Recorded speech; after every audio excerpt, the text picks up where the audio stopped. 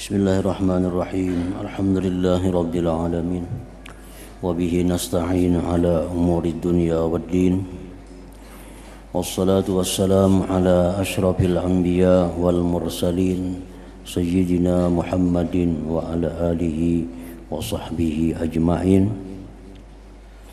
Nasihat ke-17 dari Al-Imam Al-Ghazali rahimahullah, nafa'ana bi'ulumih.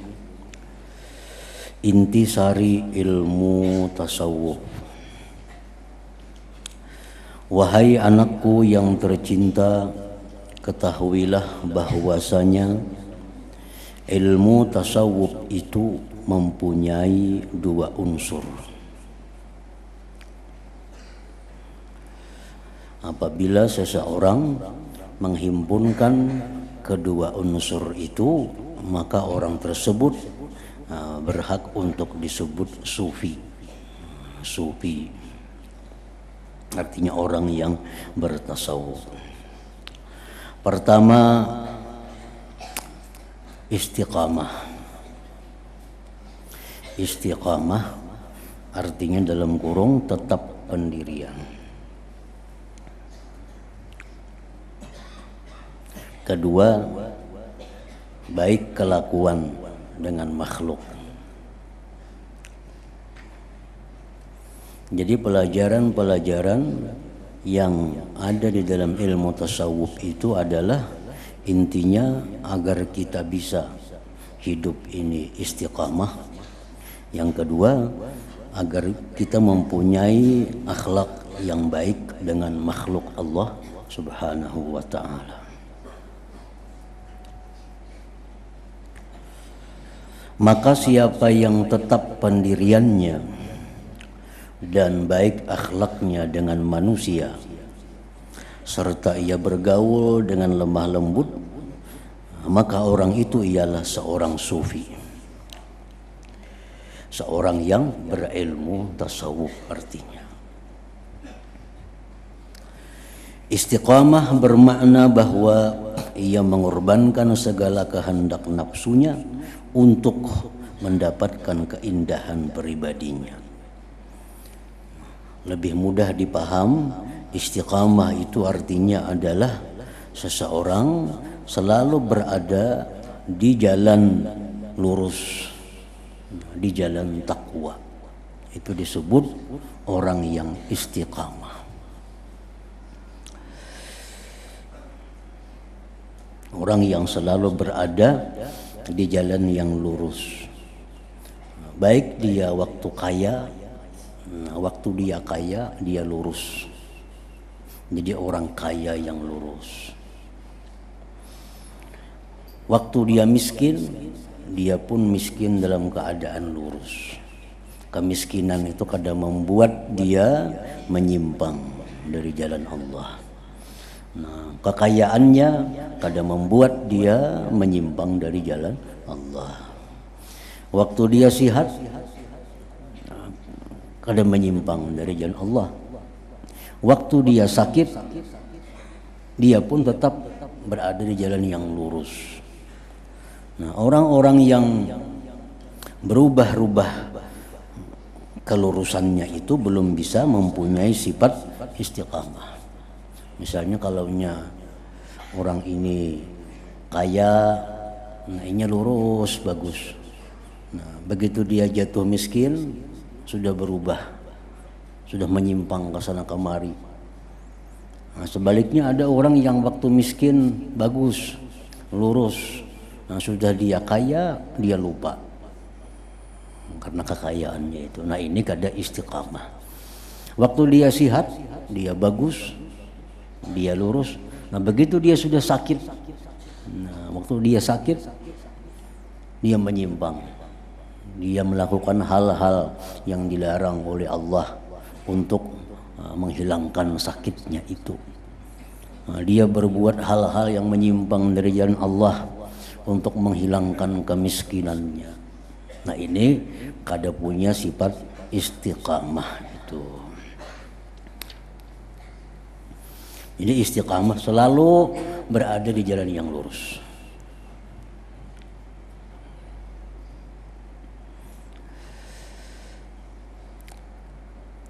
Istiqamah oleh para ulama disebutkan lebih baik daripada mempunyai 1000 karamah. Orang ini di sisi Allah lurus, dalam keadaan apapun dia lurus. Itu lebih baik daripada orang yang kada lurus walaupun dia punya karamah, walaupun dia bisa melipat waktu, bisa melipat tempat, walaupun dia bisa terbang, walaupun dia bisa jalan di air, tapi orang ini kada istiqamah. Nah, lebih baik istiqamah daripada karamat-karamat seperti itu. Nah, karena istiqamah ini hanya Allah berikan kepada para nabi, para rasul, para auliyaul kibar, para aulia yang besar. Istiqamah itu sangat jarang, sangat sedikit manusia yang diberi Allah istiqamah. Kadang-kadang kita waktu senang kita bisa lurus. Nah, begitu kita marah sudah hilang keseimbangan kita. Nah, kita waktu marah tuh kadang-kadang mengeluarkan kata-kata yang sudah kada cucuk lagi, kata-kata yang kada sesuai lagi dengan syariat, itu sudah kada istiqamah. Orang yang istiqamah, orang yang selalu lurus baik dalam keadaan ridha, senang atau keadaan marah. Seperti yang dilakukan oleh nabi kita, para nabi-nabi sebelumnya, dalam keadaan suka, dalam keadaan duka, dalam keadaan senang, keadaan marah, tetap mereka berada di jalan yang lurus. Istiqamah. Rasulullah SAW bersabda, istaqimu, ujar Nabi, istiqamahlah kalian. Istiqamah. Lalu ujar Nabi, walan tuhsu, dan kalian tidak bisa istiqamah itu. Kita kada bisa istiqamah itu selalu jalan yang lurus. Pasti ada kadang-kadang kita menyimpang. Walan tuhsu, lan itu nafi, lebih daripada sekedar tidak. Artinya sampai akhir masa kada akan bisa seseorang itu istiqamah. Istaqimu, istiqamahlah kalian, ujar Nabi, walan tuhsu, dan kalian tidak bisa istiqamah itu. Nah, lalu penjelasan hadis Nabi itu, illan tastati'ul istiqamah, ailan tastati'u al istiqamah illa bitaubah. Kalian tidak akan bisa istiqamah melainkan dengan tobat. Jadi tobat itu kadang menggugurkan istiqamah yang ada pada diri seseorang. Kalau lurus saja, itu Nabi aja nanggawa. Nabi kan maksum, terpelihara dari dosa. Lain pada Nabi, siapapun lain pada Nabi kada maksum, pasti ada melakukan kesalahan. Makanya jar Nabi kada bisa istiqamah itu kecuali dengan tobat. Nah, jadi tobat itu kada menggugurkan istiqamah kita. Kita lurus lalu menyimpang, lakas bulik, lakas kembali. Nah, itu kada menggugurkan istiqamah seseorang. Tetap orang itu bisa disebut orang yang istiqamah. Namun kada berbuat dosa sama sekali itu kada mungkin kalau kada Nabi. Nah, jadi orang-orang macam kita ini bisa istiqamah tapi dengan tobat. Bagus, nyimpang dikit, tobat kepada Allah. Lurus pulang, kadang nyimpang pulang sedikit, tobat lagi. Nah, itu kadang menggugurkan istiqamah yang ada pada diri kita itu. Allah berfirman dalam Al-Quran, fastaqimu ilaih wastaghfiruh. Nah, ya Tuhan, istiqamahlah kamu dan mintalah ampun kepada Allah. Jadi minta ampun, lurus kita. Ada dosa, minta ampun kepada Allah. Ada dosa, minta ampun kepada Allah. Nah, kalau kita kadang minta ampun, nah gugur istiqamah itu. Kada istiqamah lagi.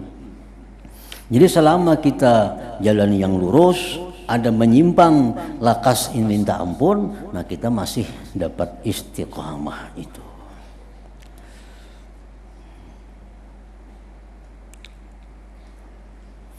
Manakala baik kelakuan dengan manusia pula ialah bahwa engkau tidak memaksa manusia memperturutkan kehendakmu, bahkan sebaliknya engkau paksakan dirimu untuk melayani kehendak mereka selama tidak ada di sana perkara yang menyalahi syara.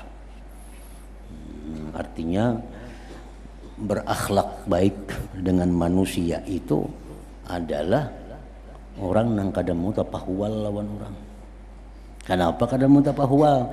Karenanya selalu menuruti apa yang menjadi orang, selama itu kada menyimpang agama. Orang ka ini umpati, orang ka ini umpati, orang ka ini umpati, selama itu kada menyimpang ajaran Allah. Nah, itu termasuk bagian daripada husnul khuluq, termasuk bagian daripada budi pekerti yang baik. Jadi pengertian budi pekerti akhlak yang baik itu secara sempurna hanya milik Rasulullah sallallahu alaihi wasallam. Kada ada satupun makhluk Allah yang sempurna pribadinya, sempurna kebaikan akhlaknya selain daripada Rasulullah sallallahu alaihi wasallam. Nah, selain Rasulullah ini ada yang dapat kebaikan akhlak itu 10%. Ada yang dapat bagian dari Rasulullah itu 5%. Ada yang dapat bagian dari Rasulullah itu sekian persen. Yang punya 100% akhlak baik hanya Rasulullah sallallahu alaihi wasallam.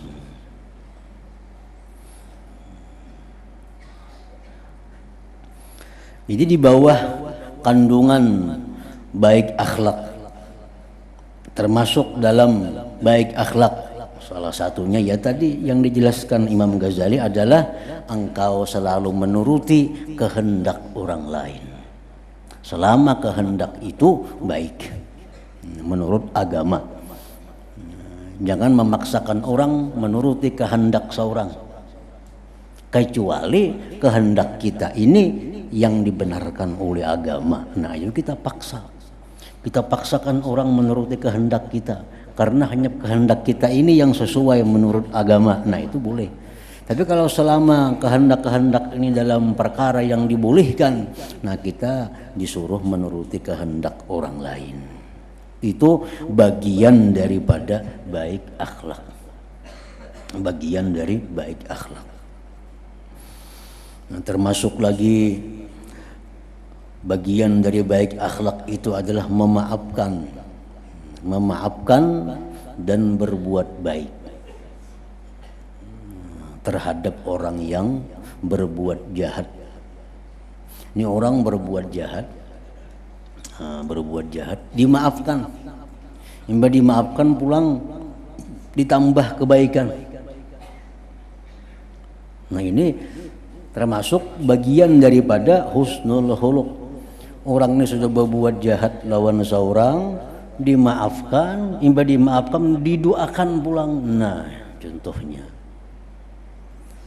mana berbuat jahat lawan seorang, dimaafkan, diberi pulang nasi, umpamanya. Itu bagian daripada baik akhlak yang tinggi. Ini yang dilakukan oleh Nabi sallallahu alaihi wasallam. Orang-orang yang berbuat jahat kepada beliau, nah beliau maafkan, bahkan beliau berbuat baik kepadanya. Itulah akhlak Nabi kita. Nah, kalau kadakawa menurut itu secara sempurna, turuti yang kedua, memaafkan dan tidak membalas orang yang berbuat jahat. Nah, ini termasuk baik akhlak juga. Orang berbuat jahat kepadanya, dimaafkannya dan kada dibalasnya kejahatan orang lain itu, walaupun inya kada berbuat baik kepadanya. Berbuat baik kada, cuma membalas kada juga. Nah, itu. Hanya salah ya dimaafkan, membaiki kada. Itu pun masuk dalam golongan baik akhlak juga. Nah, yang paling rendah daripada baik akhlak itu adalah kita bisa menjaga diri kita, baik mata, telinga, tangan, mulut, kita jaga jangan sampai mengganggu, menyakiti orang. Itu pun bagian dari baik akhlak juga. Mun berbuat baik kada tadangar, cuma kada usah menyakiti orang. Ini tuh kada usah menyakiti orang, kada usah mengganggu orang, kada biasa menyindir orang, kada biasa menyinggung orang. Membuat baik kepada orang ya kada juga. Ini masuk baik akhlak juga. Nah, sekurang-kurangnya baik akhlak itu adalah orang lain selamat dengan kita. Pokoknya orang-orang yang ada di sekitar kita selamat dari kejahatan tangan kita, selamat dari kejahatan mulut kita. Ini sudah masuk dalam baik akhlak juga. Jadi baik akhlak itu sesuatu yang sangat luas. Di dalamnya itu ada ribuan kandungan tentang baik akhlak. Karena sesuai dengan keadaannya. Orang berumah tangga, laki bini kayak apa akhlak yang baik. Orang berjual beli kayak apa akhlak yang bagus. Orang yang bersedekah memberi kayak apa akhlaknya yang bagus. Orang yang bertetangga kayak apa akhlaknya yang bagus. Nah, baik akhlak itu yang menentukan adalah agama, bukan adat. Orang yang kadang-kadang dianggap baik akhlak menurut adat belum tentu baik menurut agama. Nah, sidin tuh baik benar orangnya jar, kada tahu diurang. Itu belum tentu baik. Artinya orang kayak apa kasidin kada mau urusi. Itu belum tentu bagus. Menurut adat itu bagus. Orang hendak berbuat maksiat kah badannya juga. Orang hendak kelakuan macam ini kah kada mau urus. Nah, itu menurut adat dianggap baik. Tapi menurut agama itu justru tercela. Nah, jadi menurut agama tercela. Jadi yang menentukan baik akhlak, buruk akhlak itu agama. Ukurannya bukan ukuran adat, bukan ukuran kehendak seorang.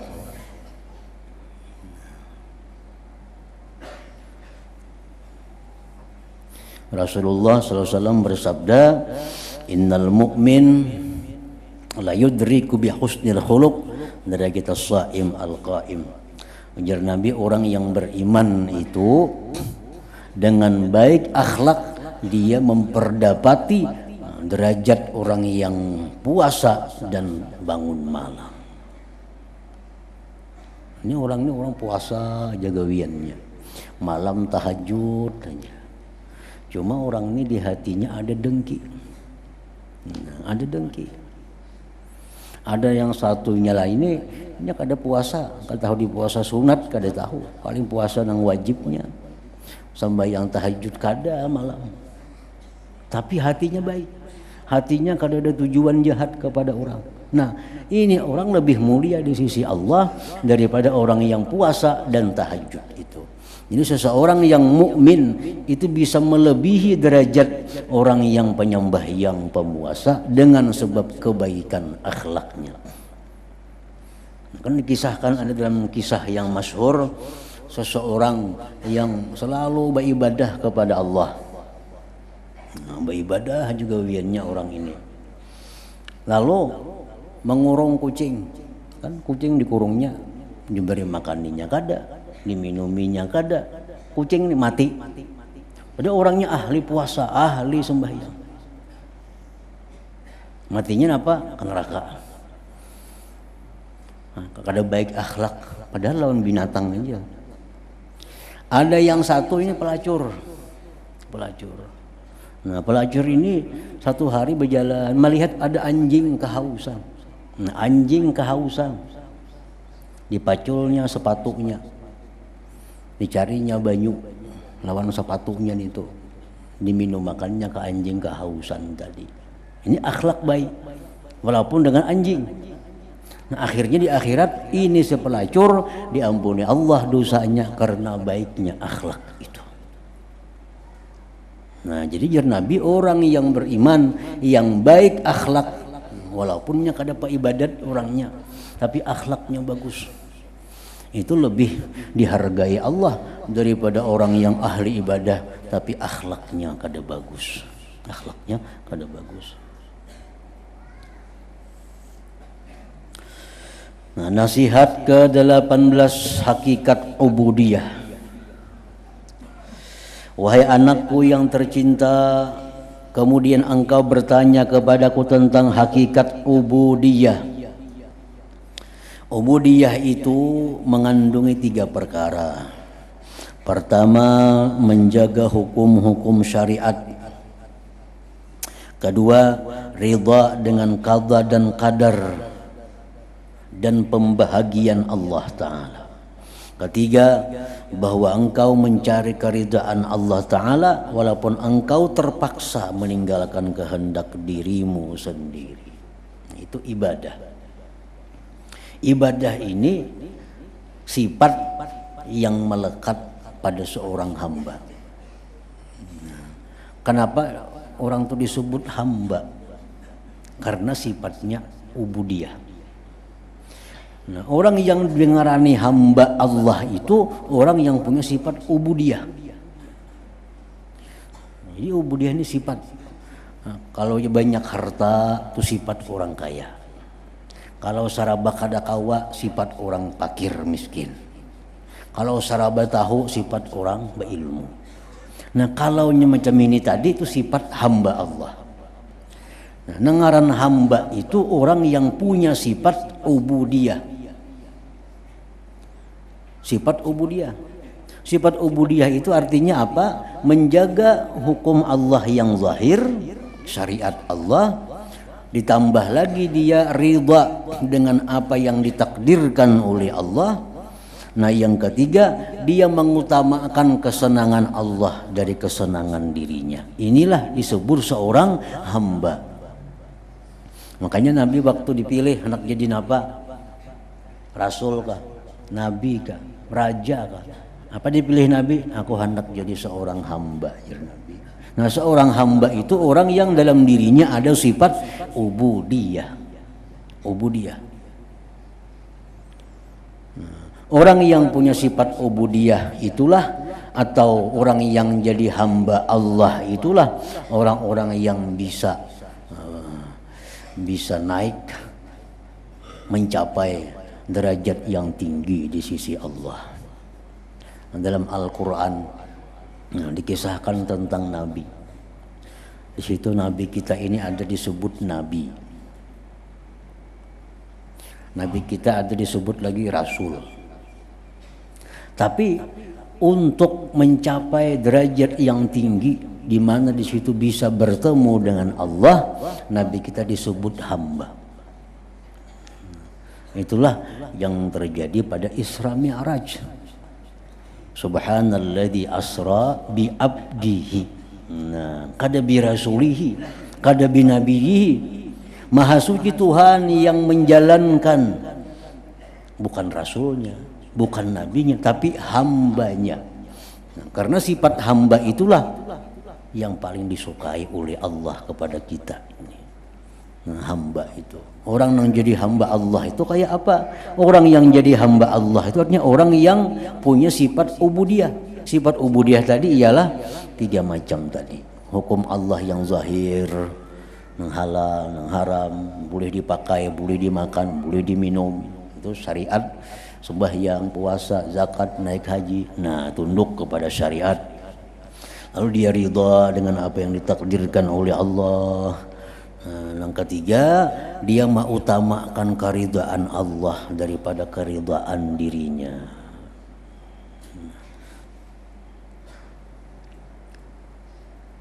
Seorang ketujuh ini, seorang ketujuh ini, jemaah Allah kada ketujuh, kada jadi.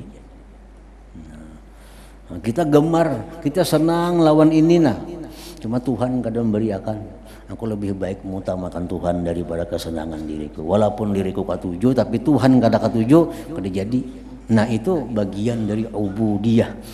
Nah, bagian daripada kehambaan ini. Orang yang mencari kesenangan dirinya walaupun Tuhan marah, nah itu jauh dari sifat ubudiyah. Yang penting seorang nyaman, Tuhan ketujuh kada ketujuh nomor 2. Nah, itu kada jadi ubudiyah, kada jadi hamba Allah ngarannya. Nasihat ke-19, makna tawakal. Wahai anakku yang tercinta, engkau juga telah bertanya tentang tawakal. Maka makna tawakal itu bahwa engkau memantapkan i'tiqadmu dengan janji-janji Allah. Memantapkan i'tiqadmu dengan janji-janji Allah. Allah ini banyak berjanji, baik melalui Nabi, baik langsung dalam Al-Quran, banyak janji-janji Tuhan. Orang yang bertawakal itu orang yang percaya 100% tentang janji Allah itu.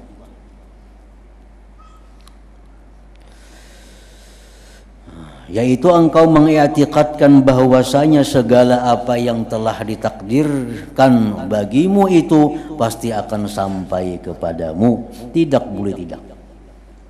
Walaupun seluruh makhluk yang ada di alam ini berusaha menghalanginya daripadamu. Ya. Dan sebaliknya apa-apa yang telah ditakdirkan bahwa ia bukan untuk engkau, sudah pasti ia tidak akan sampai kepada engkau. Walaupun sekalian makhluk berusaha untuk menyampaikannya kepada engkau. Saduniaan orang mau batik supaya sigar, kadang mau sigar juga. Karena Allah sudah menetapkan orang ini sakit. Saduniaan orang hendak menyakiti, kada sampai. Karena Allah sudah menakdirkan orang ini sihat. Nah, keyakinan itu disebut adalah tawakal. Tawakal.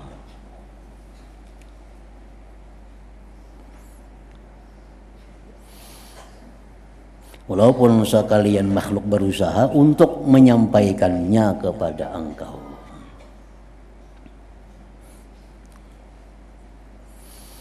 Tawakal merupakan modal utama seseorang untuk masuk surga tanpa dihisap. Jadi masuk surga itu manusia ada yang dihisap dahulu, ada yang kada dihisap. Nang kada dihisap ini jar Nabi siapa? Orang yang bertawakal lawan Tuhannya. Nah, orang yang bertawakal lawan Tuhannya, orang yang punya i'tikad di dalam hatinya bahwa setiap yang ditakdirkan Allah kepadaku pasti sampai. Bagaimanapun orang menghalanginya. Setiap nang kada ditakdirkan lawan oleh Tuhan kepadaku pasti kada sampai. Pasti kada sampai. Walaupun orang berusaha menyampaikannya. Artinya mun itu rezeki kita pasti sampai. Namun itu ditakdirkan Tuhan rezeki kita pasti sampai. Satu saat akan sampai. Namun itu sudah ditakdirkan Allah bukan rezeki kita, kayak apa aja mau laki kada akan sampai. Kayak apa aja membujuki kada mau sampai. Kayak apa aja menggoda kada mau sampai. Merayu supaya orang manukari kada mau jadi. Itu bukan rezeki kita. Nah, jadi keyakinan itu adalah tawakal.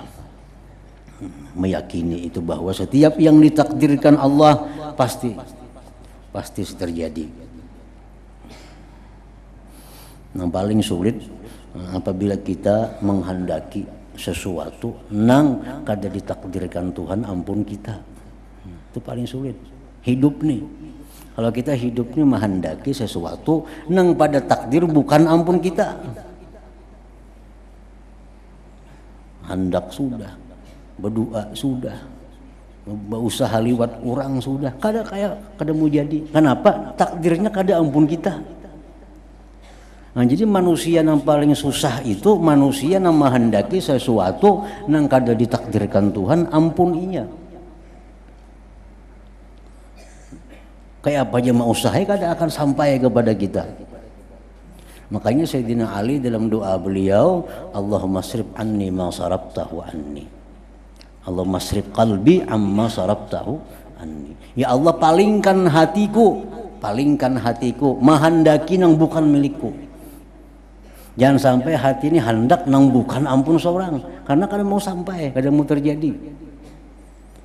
Nah, kita ini hendak supaya nang kita kehendaki jadi, nang kita kehendaki ini berhasil. Jangan sampai menghendaki sesuatu yang bukan takdirnya. Nah, karena bila itu bukan takdirnya, kayak apa aja usaha kita kada akan terjadi. Nah, jadi tawakal kepada Allah artinya meyakini bila itu ditakdirkan Allah ampun kita, pasti jadi ampun kita. Bila kada, pasti kada akan menjadi ampun kita. Nah, nasihat ke-12 hakikat ikhlas. Wahai anakku yang tercinta, dan engkau juga bertanya kepadaku tentang ikhlas, maka ikhlas itu bahwa engkau menjadikan segala amalanmu hanya untuk Allah Ta'ala, dan hati engkau tidak merasa senang dengan pujian manusia, dan engkau juga tidak peduli dengan celaan mereka. Itu orang ikhlas.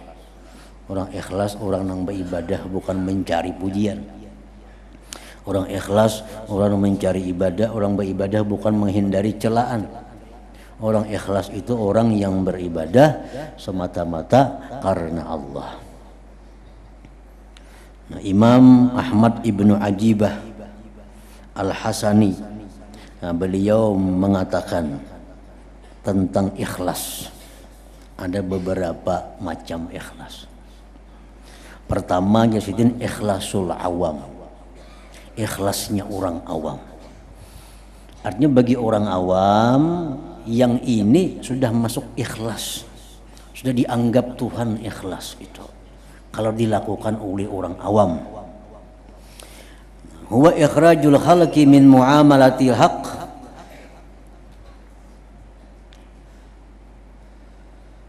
ma'a talabil huzuz ad-dunyawiyah wal ukhrawiyah ka hifzil badan wal mal wa sa'atir rizqi wal qusur wal hur wal jannah.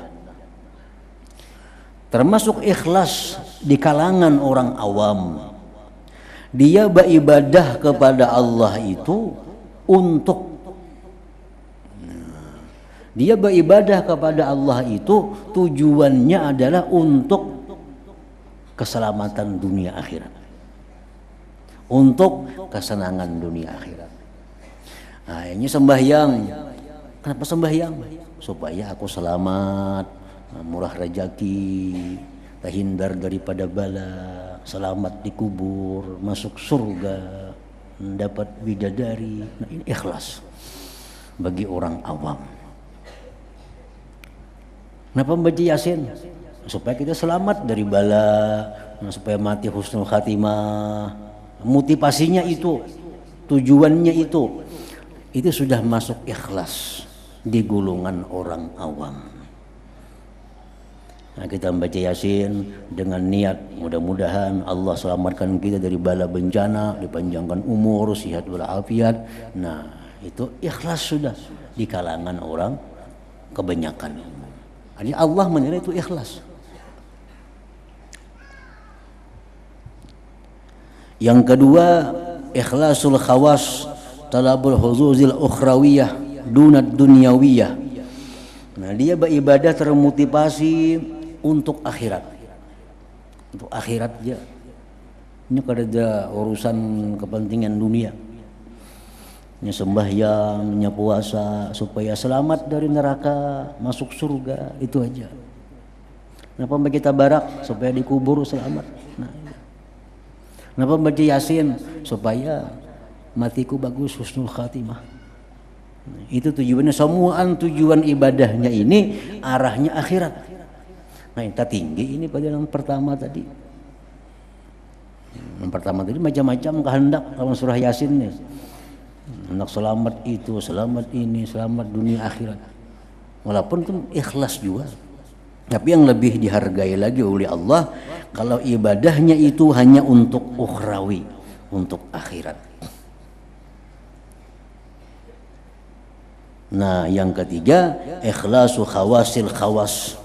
Ikhlas orang yang lebih khusus lagi. Nah, itu yang diterangkan Imam Ghazali tadi.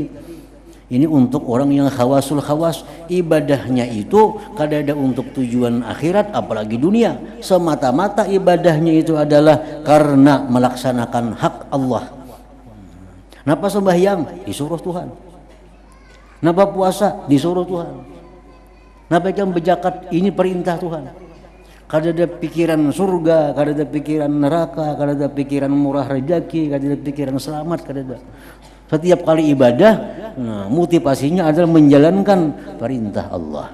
Nah ini sudah golongan khawasul khawas, itu sudah nang tinggi, ujar Imam Ahmad Ibnu Ajibah Al-Hasani ini.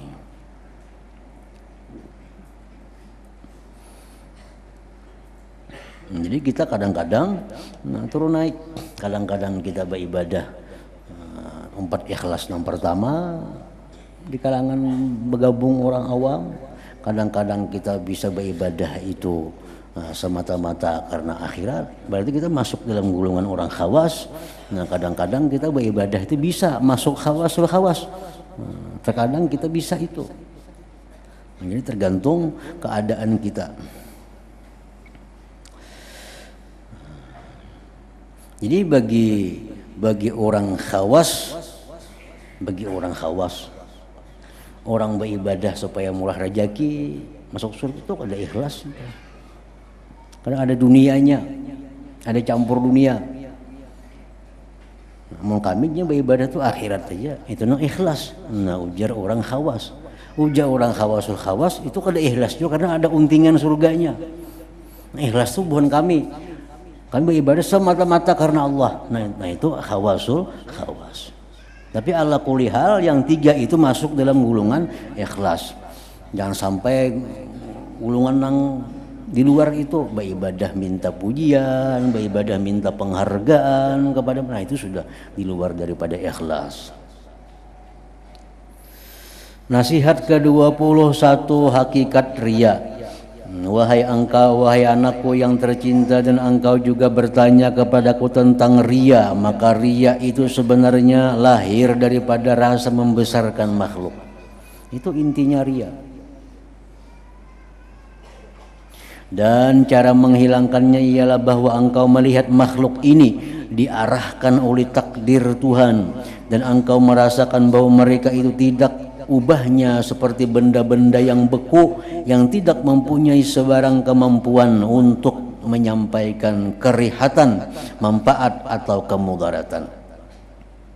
Maka dengan itu engkau akan selamat daripada mengambil kira dengan pandangan mereka. Tetapi jika engkau melihat kepada makhluk ini dan engkau merasakan bahwa mereka mempunyai kekuasaan dan kehendak, maka sifat riya itu tidak akan hilang daripada dirimu. Jadi riya ini adalah akibat dari suatu sebab. Kada akan bisa hilang akibat kalau sebabnya kada dibuangi. Kenapa kita bisa riya nih? Karena kita menganggap manusia ini bisa menyamani. Manusia bisa menyakiti, manusia bisa memberi manfaat, manusia bisa memudaratkan. Nah disitulah akibatnya riya. Akibatnya ya riya, beribadah supaya disenanginya, kita beribadah supaya disukainya, karena ini bisa memberi manfaat. Nah tapi kalau kita sudah i'tikad dalam hati manusia ini adalah makhluk yang tidak berdaya upaya selain daya upaya Allah, mereka kada akan bisa memudaratkan kita kalau kada dikehendaki Allah, kada akan bisa memberi manfaat kepada kita kalau kada diizinkan Allah. Nah bisa tuh hilang riya, bisa hilang riya. Selama itu masih i'tikad kita manusia ini bisa mengganggu, manusia bisa memberi manfaat, kada mau hilang riya itu. Pasti ada, pasti beribadah supaya diperhatikan orang, supaya dihargai orang, karena kita masih menganggap manusia ini bisa segala-galanya. Nah jadi menghilangkan riya itu hilangkan sebabnya, kuatkan i'tikad dalam hati bahwa an-nafi' wad-dar huwa Allah, yang memberi manfaat sebenarnya, yang memudaratkan kita itu sebenarnya ialah Allah Subhanahu wa taala. Nah jadi riya melakukan suatu ibadah. Riya ini hubungannya ke ibadah, melakukan suatu ibadah, sembahyang, puasa, sedekah, ya macam-macam ibadah, karena bukan Allah, karena menghendaki pujian, menghendaki penghargaan, menghendaki kekayaan, menghendaki kedudukan. Nah itu adalah riya, ngarannya riya. Kalau orang main kuntau, main kerati supaya juara, itu kada riya. Kenapa? Main kuntau kada ibadah. Tapi aja main kunta berlatih, kerati tiap malam berlatih. Aku supaya dimuliakan orang karena aku jagau. Kan ada apa-apa itu? Kenapa? Karena main kuntah itu kada ibadah. Kada ibadah. Ria itu ibadah yang ditujukan kepada Allah, mestinya ini dialihkan kepada manusia. Nah, itu disebut dengan ria ini. Jadi kita memakai pakaian ini supaya aku dipandangkan orang bagus umpamanya. Nah, kalau pakaian itu bagian dari ibadah, jadi ria. Kalau pakaian itu kada bagian ibadah, kada ria. Jadi intinya ria itu hubungannya ke ibadah.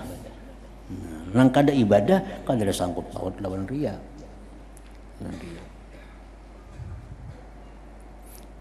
Ya, kayak orang menuntut ilmu kan dijelaskan oleh para ulama, menuntut ilmu ini ada dua, ada ilmu dunia, ada ilmu akhirat. Nah, orang nuntut ilmu akhirat agar dapat dunia itu ria. Aku belajar fikih, nyaman kena aku orang betakun hukum, orang betakun apa diberi orang aku duit. Nah, ini ngarannya menjadikan ilmu akhirat sebagai ladang dunia. Ini sudah dilarang oleh Allah. Karena ini ilmu akhirat. Kalau ilmu dunia dijadikan untuk dunia juga, itu kada ria ngarannya. Nah, kada apa-apa, kada ria.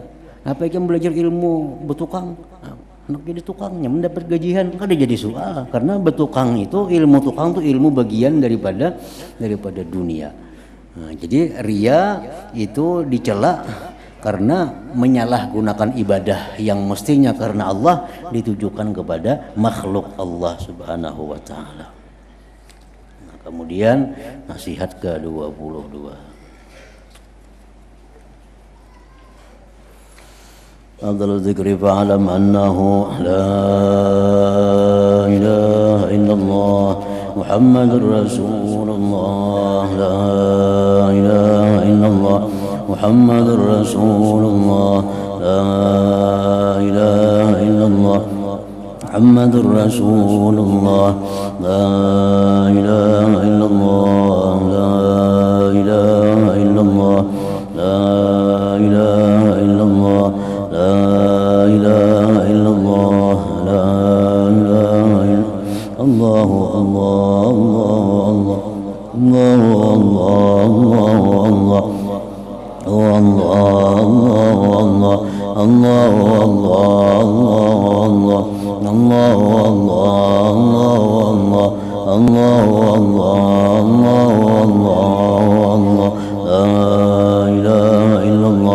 Muhammadur Rasulullah, la ilaha illallah Muhammadur Rasulullah, la ilaha illallah Muhammadur Rasulullah, la ilaha illallah.